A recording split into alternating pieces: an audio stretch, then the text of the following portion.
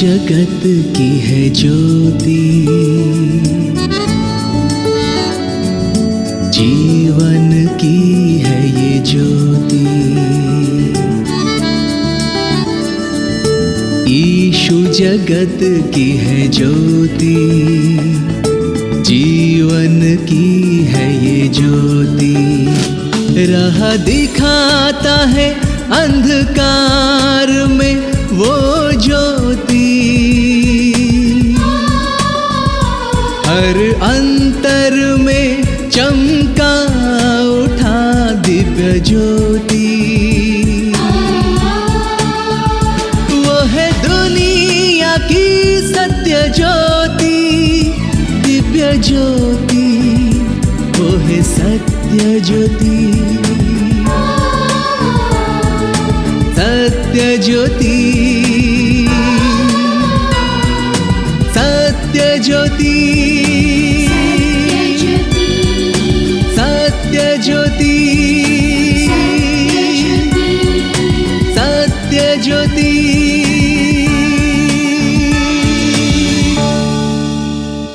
सत्य ज्योति प्रोग्राम के सुनने वालों को प्रभु यीशु मसीह के नाम में प्यार भरा नमस्कार।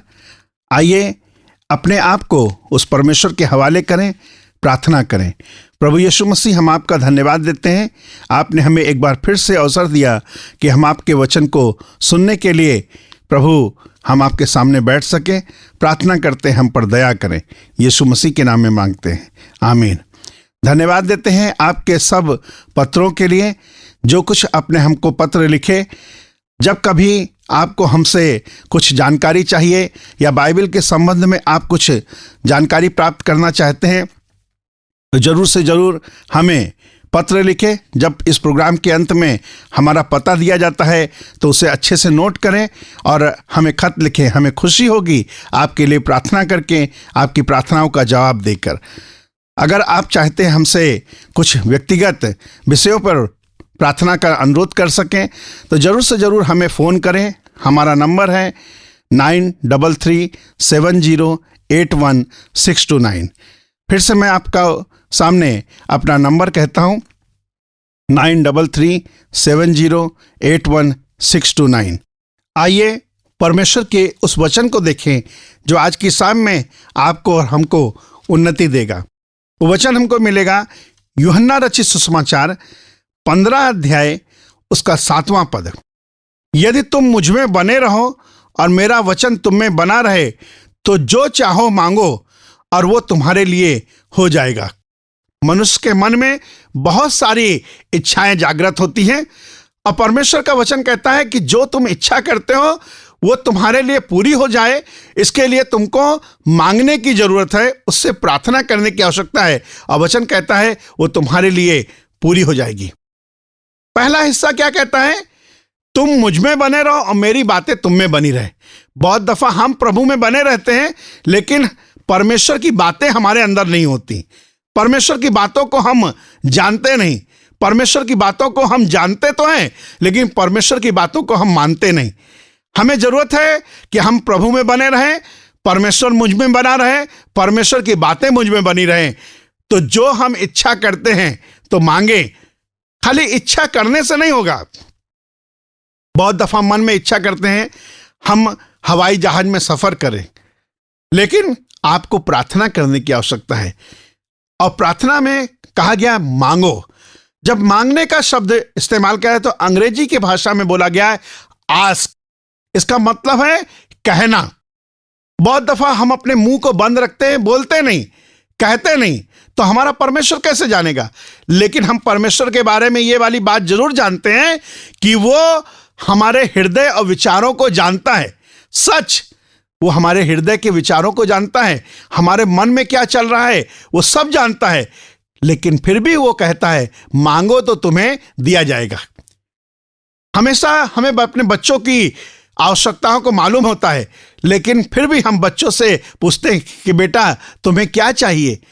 नहीं तो पता चला हम अपनी पसंद से कुछ लेकर आएंगे और बच्चे कहेंगे कि पापा आप ये मेरे लिए क्या लेकर आए हैं, ये मेरी इच्छा नहीं थी। हमारा अगर बेटी है तो बेटी को अगर हम लेगिंग्स लेकर आए और बेटी कहे नहीं पापा अभी तो प्लाजो का जमाना चल रहा है, आप लेगिंग्स क्यों लेकर आए? हमको तो उसकी इच्छा ही नहीं मालूम। परमेश्वर कहता है जो तुम इच्छा करते हो मांगो तो वो तुम्हें दिया जाएगा। आइए परमेश्वर के वचन में से एक पद देखें जो हमको मिलता है भजन संहिता 37 अध्याय उसका 4 पद। यहोवा को अपने सुख का मूल जान और वो तेरे मनोरथों को पूरा करेगा। हमारे मनोरथों को कौन पूरा करेगा? हमारी डिजायर्स को, हमारी इच्छाओं को कौन पूरा करेगा? मनुष्य के मन में बहुत इच्छाएं उत्पन्न होती है और वचन कहता है ये सब इच्छाएं तब पूरी होंगी जब आप यहोवा को अपने सुख का मूल जानेंगे। सुख का मूल का अर्थ है यह है कि आपके परमेश्वर के द्वारा ही आपको सब कुछ प्राप्त होगा। आपके परमेश्वर के द्वारा ही आपकी जिंदगी में सब प्रकार की खुशहाली आएगी। वही आपके मनों की इच्छा को पूरी करेगा।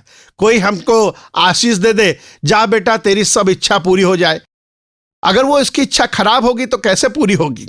परमेश्वर कहना चाहता है कि तुम मुझको अपने सुख का मूल जानो।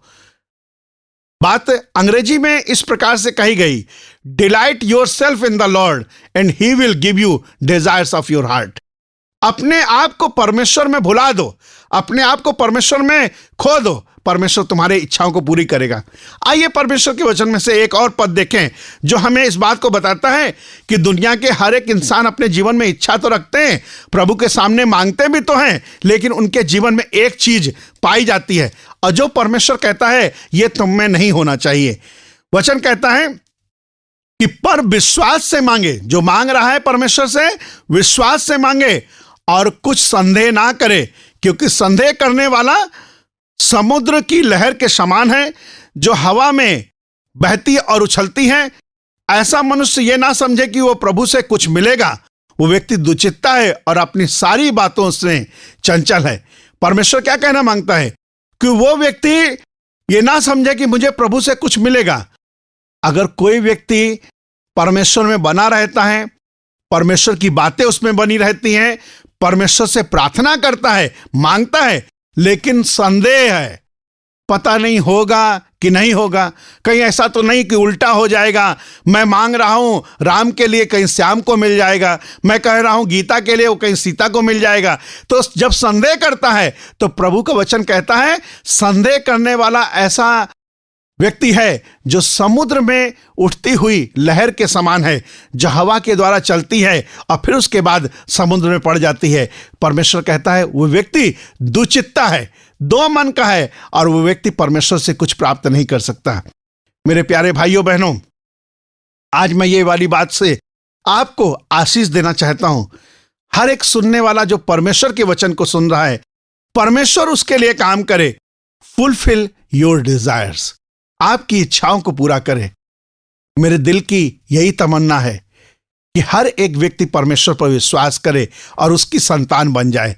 और मैं जानता हूं अगर परमेश्वर के निकट मैंने ये इच्छा रखी है कि हर एक व्यक्ति परमेश्वर की संतान बन जाए, तो मैं क्या करूंगा? परमेश्वर यीशु मसीह के सुसमाचार को लोगों को बताऊंगा और कहूंगा कि मैंने विश्वास किया है और उसकी संतान बना। संतान बनने के लिए मुझे और कुछ नहीं करना पड़ा, प्रभु यीशु मसीह पर विश्वास करना पड़ा।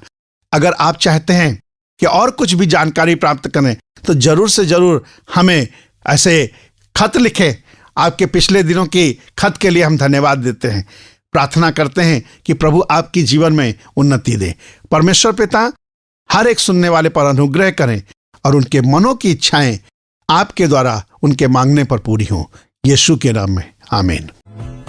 आपने सुना सत्य ज्योति का यह कार्यक्रम। इसके विषय में अधिक जानने के लिए हमारे साथ संपर्क करें। हमारा पता है सत्य ज्योति, पोस्ट बॉक्स नंबर 89, कटक 753001।